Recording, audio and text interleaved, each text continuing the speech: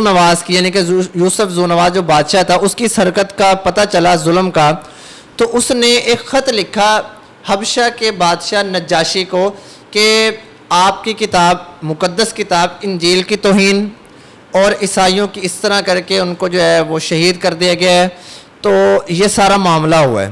تو جو نجاشی تھا اس نے ایک سپہ سالار جس کا نام تھا رباطہ اس کو تیار کیا اور اس کو غالباً 70,000 کا لشکر دے کر بھیج دیا کہ جا کے اب ان سے مقابلہ کر اور اس کو جو ہے نا وہ ختم کرو۔ لشکر ایک مقام پہ پہنچتا ہے جس کا نام ہوتا ہے حضرموت۔ دینی اور دنیاوی معلومات کے لیے اس چینل محمد اسامہ شاہ الوی کو سبسکرائب کریں۔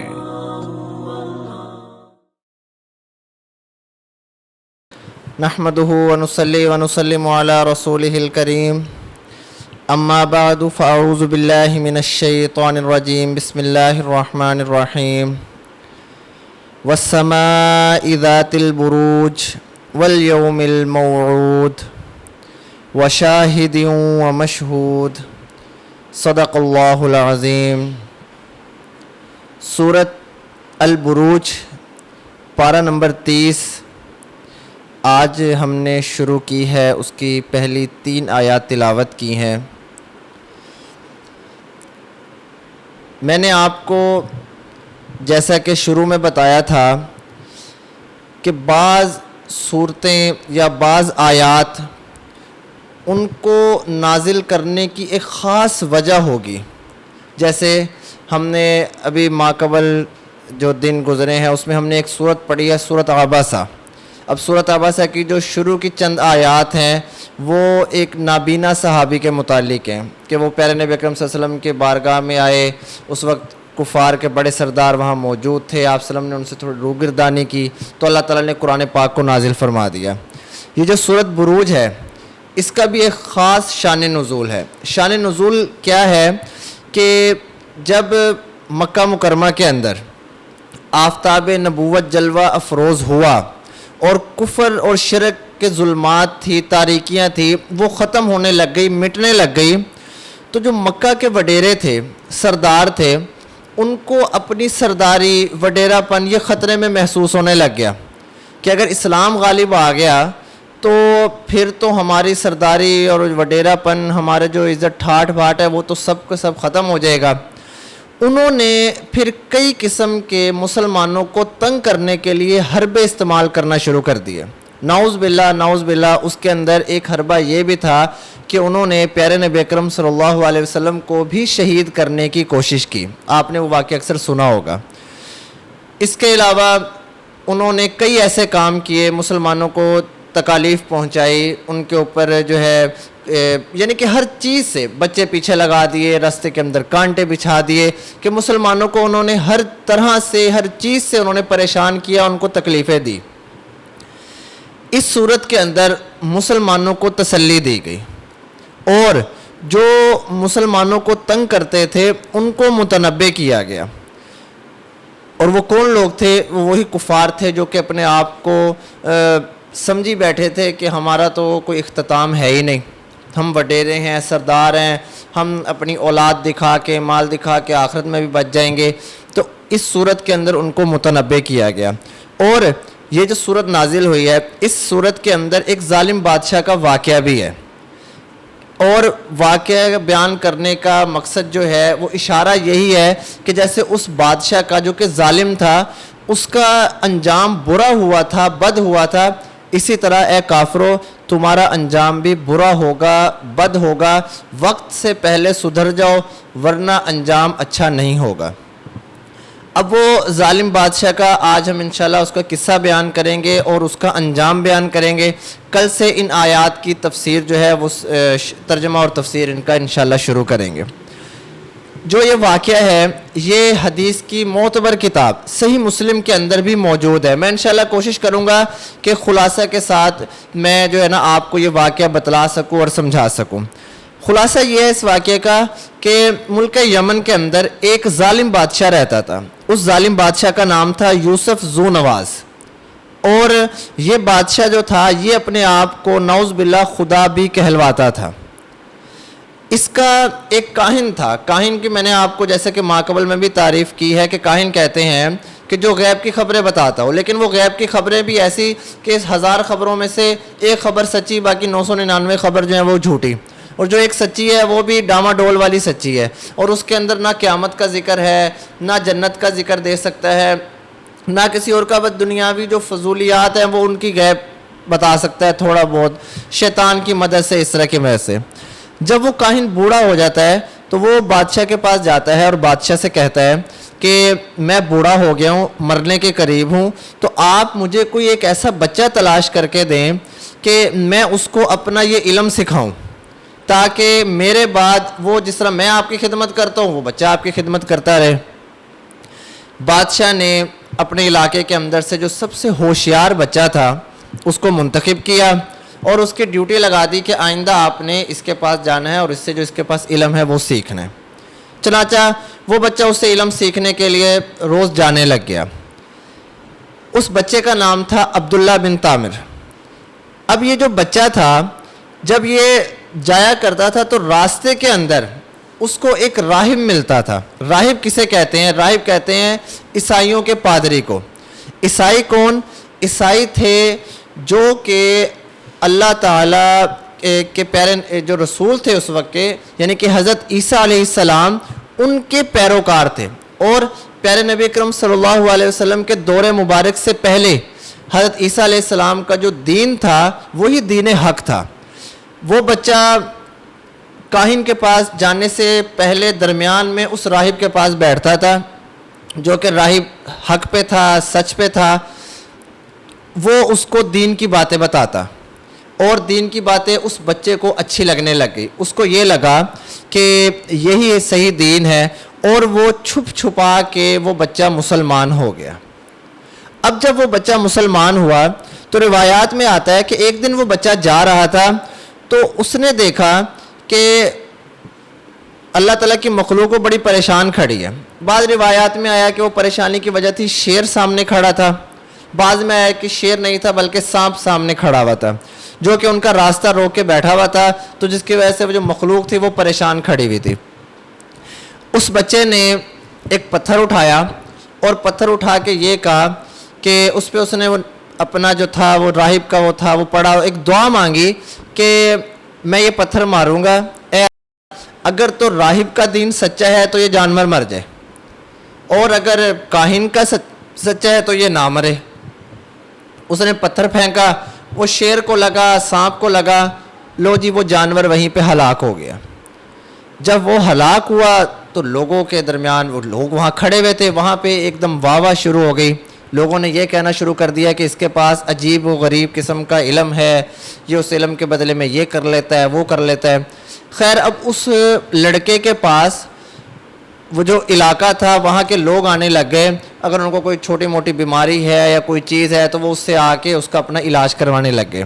لڑکا کیونکہ ہوشیار تھا، عقل مند تھا، سمجھدار تھا، جب بھی اس کے پاس کوئی آدمی آتا یا کوئی عورت بچے آتے وہ ان سے یہ کہتا کہ شفا دینے والی ذات اللہ تعالیٰ کی ہے، میں دعا کروں گا، پہلے تم مسلمان ہو، اسلام قبول کرو اور میں تمہارے لیے دعا کروں گا، اللہ تعالیٰ تمہیں شفا دے گا. لوگ مسلمان ہو گئے اور اسی طرح وہ اپنے دین کی تبلیغ بھی کرتا رہا، کیونکہ اس وقت میں نے آپ کو بتایا کہ وہ دین حق جو اس وقت تھا عیسائی دین. خیر لوگ مسلمان ہونے لگے. بادشاہ کے دربار میں ایک وزیر رہتا تھا جو کہ وزیر نابینا تھا. اس کو جب یہ واقعے کا علم ہوا تو وہ بہت سارے تحفے تحائف لے کر وہ اس بچے کے پاس پہنچ گیا، یعنی کہ عبداللہ بن تامر کے پاس پہنچ گیا. اس نے اس بچے سے کہا کہ ایسے ایسے میری آنکھوں میں دعا کیجئے کہ میری آنکھیں جو ہے نا وہ بینائی واپس آ جائے، میں نابینا ہوں، مجھے روشنی مل جائے. بچے نے کہا کہ یہ میرے اختیار میں نہیں ہے، یہ میرے اللہ کے اختیار میں، شفا دینے والی ذات وہی ہے، شرط یہ ہے کہ مسلمان ہو جاؤ، میں آپ کے لیے دعا کروں گا. اس نے مان لی. اس نے اس کے لیے دعا کی، اس کی آنکھیں ٹھیک ہو گئی. جب اگلے دن وہ وزیر بادشاہ کے دربار میں گیا تو بادشاہ دیکھ کے حیران کہ اس کی آنکھیں ٹھیک ہو گئی، یہ تو نابینا تھا. بادشاہ نے اس سے پوچھا کہ یہ معاملہ کیسے ہوا؟ تو اس نے فرمایا کہ یہ میرے اللہ نے ٹھیک کی ہے، میرے رب نے ٹھیک کیا. اس نے کہا کہ میرے علاوہ بھی کوئی رب ہے، میرے علاوہ بھی کوئی اللہ ہے؟ اس نے کہا ہاں آپ تو اللہ نہیں ہیں, حقیقی اللہ تو وہ ہے جس نے میری یہ بینائی لوٹائی ہے. اچھا, اس نے اسی وقت اس کو قید کر لیا. قید کر کے اس نے اس کے اوپر ظلم کیے, مار کٹاپ کیا. اس نے اس بچے کا عطا پتہ سارا بتا دیا کہ اس طرح یہ واقعہ ہوا ہے. بادشاہ نے کہا اس بچے کو پکڑ لو. بچہ آ گیا, بچے نے آ کے راہب کے بارے میں بتا دیا کہ مجھے یہ دین اس نے سکھایا اور یہ دین حق بھی ہے. راہب کو بھی پکڑ لیا گیا. جب راہب کو پکڑ لیا تو بادشاہ نے راہب کے لیے اور جو بادشاہ کا وزیر تھا ان کے لیے فوراً فیصلہ کر دیا کہ ان کو آرے میں چیر دیا جائے, ان کو مار دیا جائے, ختم کر دیا جائے. بادشاہ کے حکم کی تعمیل ہوئی, ان کو جو ہے نا وہ شہید کر دیا گیا. بچے کے لیے بادشاہ نے کہا کہ اس کو پہاڑ پہ لے جاؤ, پہاڑ پہ جا کے اس کو وہاں سے پھینک دو نیچے. وہ بچے کو لے کے جو ہے بادشاہ کے جو جان پہچان یعنی کہ اس کی جو رعایا تھی, اس کے جو خدام تھے, وہ بچے کو لے کے پہاڑ پہ چلے گئے. جب وہ پہاڑ پہ جاتے ہیں تو بچہ پہاڑ پہ کھڑے ہو کے اللہ تعالیٰ سے دعا کرتا ہے کہ اپنی حفاظت کے لیے. تو اللہ تعالیٰ اس کی دعا کو قبول کرتے ہیں. پہاڑ کے اوپر زلزلہ آتا ہے, وہ سارے جو اس بچے کو مارنے کے لیے آئے تھے وہ سارے پہاڑ سے نیچے گر کے وہ خود مر جاتے ہیں. بچہ واپس بادشاہ کے دربار میں آ جاتا ہے. بادشاہ پھر لشکر لے کے بھیجتا ہے کہ سمندر کے اندر غرق کراؤ اس کو. وہ پھر سمندر میں جاتے ہیں تو پھر بچہ دعا کرتا ہے, وہ پھر ہوتے ہیں. اچھا, بچہ خود بادشاہ کے پاس آتا ہے. وہ کہتا ہے کہ اگر تم مجھے مارنا چاہتے ہو تو میرے مارنے کا ایک طریقہ ہے, عوام کو اکٹھا کرو, میرے ہی تیروں میں سے ایک تیر نکالو اور اس کے اوپر یہ پڑھو کہ میں شروع کرتا ہوں اللہ کے نام سے جو رب ہے اس بچے کا. یہ تیر کے اوپر پڑھ کے میرے اوپر تیر مارو, میں مر جاؤں گا. بادشاہ نے عوام کو اکٹھا کیا, لکڑی کے ساتھ اس کو باندھا اور تیر کے اوپر جو اسی کے تیروں میں سے تھا اس کے تیر کے اوپر یہی جملہ پڑھا عربی کے اندر کہ میں اللہ کے نام سے شروع کرتا ہوں جو رب ہے اس بچے کا. تیر مارا, اس کی کن پٹی پہ لگا اور اس بچے نے ہاتھ رکھا, لیکن وہ بچہ وہیں پہ جو ہے نا وہ شہید ہو گیا. جب یہ واقعہ, کیونکہ وہاں پہ ایک مجمع کھڑا ہوا تھا, جمع غفیر تھا, جب مجمع نے یہ واقعہ دیکھا تو انہوں نے بآواز بلند نعرہ تکبیر بلند کر دیا اور ایمان لے آئے اللہ تعالیٰ کے اوپر. جب یہ سارا واقعہ بادشاہ نے دیکھا وہ بڑا پریشان ہو گیا. پریشانی پھر اس نے اپنے مشیروں سے, وزیروں سے مشورہ کیا. انہوں نے یہ کہا کہ بڑی بڑی خندقیں کھدوائی جائیں اور ان خندقوں کے اندر آگ لگائی جائے اور ان تمام کے تمام لوگوں کو جو مسلمان ہو چکے ہیں ان کو ان آگ کے اندر پھینک دیا جائے. بادشاہ کے حکم کی تعمیل ہوئی, مشورہ دیا گیا. بادشاہ نے مشورہ تسلیم کیا, حکم دیا اور جو لوگوں نے بھی دل و جان سے اس فیصلے کو قبول کیا, صبر کا مظاہرہ کیا اور دلیری کا مظاہرہ کیا. انہوں نے اپنے آپ کو اللہ تعالیٰ کے راستے کے اندر جو ہے نا وہ جام شہادت وہ نوش کر گئے. اس واقعے کے اندر ایک واقعہ یہ بھی آتا ہے کہ اس میں ایک ماں بھی تھی جس کے پاس ایک چھوٹا سا بچہ تھا. جب اس کو آگ میں پھینکنے لگے تو ماں ہوتی ہے, تو اس بچے نے پھر بآواز بلند یہ کہا کہ پریشان نہ ہو, یہی دین حق ہے, صبر کر. اور کہتے ہیں کہ وہ اس کو بھی بادشاہ نے اور اس بچے کو بھی وہ آگ کے اندر پھینکوا دیا. روایات کے اندر آتا ہے کہ وہ جو شہداء کی تعداد تھی وہ تقریباً 12,000 تھی, اور بعض روایات میں یہ بھی آتا ہے کہ 12,000 نہیں تھی بلکہ 70,000 تھی. عبداللہ بن طامر شہید ہو گئے. بعض جگہ یہ لکھا گیا ہے کہ عبداللہ بن طامر کی جو قبر مبارک تھی وہ حضرت عمر رضی اللہ تعالیٰ عنہ کے دور مبارک کے اندر کسی وجہ سے کھودی گئی. تو جب کھودی گئی تو اس کے اندر دیکھا کہ ان کی جو میت تھی وہ بالکل صحیح سالم تھی. اور یہ ہمارا اہل سنت والجماعت والوں کا ایک عقیدہ بھی ہے کہ اللہ تعالیٰ کے جو نیک بندے ہوتے ہیں اللہ تعالیٰ ان کے جو جسم ہوتے ہیں ان کی حفاظت کرتا ہے. مٹی کو اجازت نہیں ہوتی کہ وہ ان کے جسم کو نقصان پہنچا سکے یا ان کے جسم کو کھا سکے. یہ واقعہ تھا. اب اس بادشاہ کا انجام کیا ہوا؟ جب کیسر روم کو ذونواز کی یعنی کہ یوسف ذونواز جو بادشاہ تھا اس کی حرکت کا پتہ چلا, ظلم کا, تو اس نے ایک خط لکھا حبشہ کے بادشاہ نجاشی کو کہ آپ کی کتاب, مقدس کتاب انجیل کی توہین اور عیسائیوں کی اس طرح کر کے ان کو جو ہے وہ شہید کر دیا گیا ہے. تو یہ سارا معاملہ ہوا ہے. تو جو نجاشی تھا اس نے ایک سپہ سالار جس کا نام تھا رباطہ اس کو تیار کیا اور اس کو غالباً 70,000 کا لشکر دے کر بھیج دیا کہ جا کے اب ان سے مقابلہ کر اور اس کو جو ہے نا وہ ختم کرو. لشکر ایک مقام پہ پہنچتا ہے جس کا نام ہوتا ہے حضرموت. لشکر وہاں کھڑا ہوا. جب لشکر وہاں پہنچا تو یوسف ذونواز بادشاہ کو یہ بات پتہ چل گئی کہ اس طرح واقعہ ہو گیا. وہاں اس کو ایک سازش سوچی. اس نے کیا کیا, اس نے اپنے دونوں ہاتھ بلند کر دیے. اس نے کہا جی کہ میں اپنے جو ہے نا مجھے معاف کر دو, مجھے یہاں چھوڑ دو. یہ اس کی سازش تھی. بدلے میں اپنے خزانوں کے دروازے کھڑکیاں سب کچھ کھولنے کو تیار ہوں. وہ جو رباطہ تھا وہ اس کے شہر صنعاء گیا. وہاں پہ اس نے سارے خزانے اس کے حوالے کر دیے, چابیاں اس کو دے دی خزانوں کی. اب جب یہ واقعہ ہوا تو اس نے اب سازش کیا تھی, اس نے یہ کہا کہ میرے دوسرے جو صوبے ضلع ہیں اس میں بھی ایسے اتنا ہی سونا اور ایسے سونا موجود ہے, اپنے لشکر کے اندر سے مختلف گروہوں کو ان جگہ پہ بھیجو تاکہ وہاں سے بھی وہ سونے کو لے آئیں. اب جب وہ لشکر مختلف گروہوں کے اندر ان ضلعوں میں صوبوں میں چلے گئے تو ذو نواز نے اپنے فوجیوں کو یہ کہا کہ وہاں پیغام پہنچا دو کہ جب یہ لشکر تمہارے پاس گروہوں میں پہنچے, کیونکہ وہ چند آدمی گئے تھے, وہ کون سا لشکر پورے کے پورے چلے گئے تھے, تو تم نے ان کو سونا نہیں دینا بلکہ قتل کر دینا ہے. حکم کی تعمیل ہوئی, ان کو قتل کر دیا. جب یہ بات رباطہ کو پتہ چلی تو یہ صنعاء شہر سے بھاگا اور بھاگ کے وہی حضر موت جہاں مقام پہ پہلے تھا وہاں آ گیا. جب یہ وہاں آیا تو اس نے آ کے دوبارہ حبشہ میں بادشاہ نجاشی کو خط لکھا اور سارے واقعے کو بتایا کہ یہ ہوا ہے. حبشہ میں نجاشی نے پھر ابرہہ کی جو زیر قیادت 1,00,000 کا لشکر دوبارہ روانہ کیا اور رباطہ واپس چلا گیا. اب جب وہ ابرہہ کا لشکر اس مقام پہ پہنچا, بادشاہ کو اب سمجھ آ گئی کہ اب میری دال نہیں گلنی. اس نے کیا کیا, اس نے اپنا گھوڑا لیا, گھوڑا لے کے سمندر کی طرف رخ کر لیا, کیونکہ اس کے گھوڑے کے اندر یہ طاقت تھی کہ وہ سمندر میں تیر لیتا تھا, سکھایا ہوا تھا اس کے گھوڑے کو.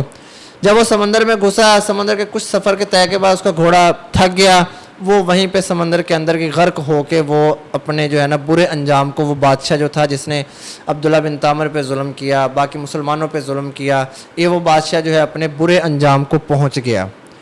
اب ابرہہ کے پاس وہ سارے خزانے جو دوسرے ضلعوں کے اندر بھی تھے وہ اس نے اکٹھے کیے. اکٹھے کرنے کے بعد اس نے اس میں سے تحفے تحائف حبشی یعنی کہ حبشہ کے جو بادشاہ تھے نجاشی, اس کو نہیں بھیجے. نجاشی کو یہ لگا کہ ابرہہ جو ہے وہ باغی ہو گیا. اس نے پھر رباطہ کو 4,000 آدمیوں کے لشکر کے ساتھ واپس جو ہے وہ بھیج دیا ابرہہ کے پاس کہ جاؤ اور اس کو جا کے جو ہے نا قتل کر دو, کیونکہ وہ باغی ہو چکا ہے. جب رباطہ وہاں پہنچا اس نے ایسے ساری بادشاہ والی بات بتائی. آگے سے اس بادشاہ نے یعنی کہ ابرہہ نے یہ کہا کہ اگر میں سونا نہ دوں پھر, تو اس نے کہا میں پھر تیرے ساتھ جنگ کروں گا, لڑائی کروں گا. ابرہہ کو یہ بات پہلے سے پتہ تھی کہ معاملہ میں نے تو دینا نہیں ہے اور لڑائی ہوگی, اس لیے اس نے پہلے سے اپنے ایک غلام کو کہا تھا کہ تو نے چھپ کے بیٹھنا ہے, رباطہ پہ تو نے حملہ کر کے صرف اس کو قتل کر دینا ہے. جیسے رباطہ نے ابرہہ کے اوپر حملہ کیا, اس نے اپنے سر کی حفاظت کے لیے جو ایک کیا کہتے ہیں کمان پہنی ہوئی تھی لوہے کی جس کو کہتے ہیں, تو اس سے اس کا سر کے اوپر وار تو بچ گیا لیکن اس کے ناک کے اوپر لگا, جس کی وجہ سے اس کی ابرہہ کی ناک کٹ گئی. اسی لیے ابرہہ کو الاشرم بھی کہا جاتا ہے, اشرم یعنی کہ ناک کٹا ہوا. خیر ابرہہ کی ناک کٹ گئی اور وہ جو غلام جس کو تیار کیا ہوا تھا رباطہ کو مارنے کے لیے, اس نے رباطہ پہ حملہ کیا اور رباطہ کو اس نے مار دیا. پھر ابرہہ نے یہ چلاکی کی کہ اس نے بادشاہ کی طرف خطوط لکھے کہ میں آپ کا وفادار ہوں, رباطہ نے میرے ساتھ زیادتی کی ہے, اس نے میرے پہ ظلم کیا ہے, میں نے اس لیے اس کو قتل کر دیا, میں آپ کا وفادار ہوں. اس نے تحفے تحائف بھی بھجوا دیے, یعنی کہ اس نے بادشاہ کو راضی کر دیا اور یہ بادشاہ نے اس کی معذرت قبول کر لی. اب یہ جو میں بار بار ابرہہ کا نام لے رہا ہوں, یہ ابرہہ کون تھا؟ یہ ابرہہ وہی تھا جس نے کعبۃ اللہ کے اوپر بھی حملے کی کوشش کی تھی اور اللہ تعالیٰ نے چھوٹے چھوٹے پرندوں سے اس کو جو ہے انجام بد تک اس کو پہنچایا تھا. یہ جو واقعہ ہے یعنی کہ یہ جو خندقوں والا عبداللہ بن تامر والا, یہ پہلے نبی اکرم صلی اللہ علیہ وسلم کی ولادت باسعادت سے تقریباً 70 سال پہلے کا واقعہ ہے. تو اللہ تعالیٰ نے اس صورت کے اندر مسلمانوں کو تسلی دی کہ جو یوسف ذو نواز کا جو حال ہوا ہے, تسلی رکھو ان کافروں کا بھی وہی حال ہوگا, آپ پریشان نہ ہوں. وہ انشاءاللہ اس صورت کا ترجمہ اور تفسیر ہم کل سے پڑھیں گے. آج میں نے آپ کو اس صورت کا شان نزول اور اس صورت کا اس بادشاہ کا جو انجام تھا وہ بتایا. اللہ تعالیٰ سے دعا ہے کہ اللہ تعالیٰ عمل کرنے کی توفیق عطا فرمائے. وما علینا الا البلاغ المبین. دینی اور دنیاوی معلومات کے لیے اس چینل محمد اسامہ شاہ الوی کو سبسکرائب کریں.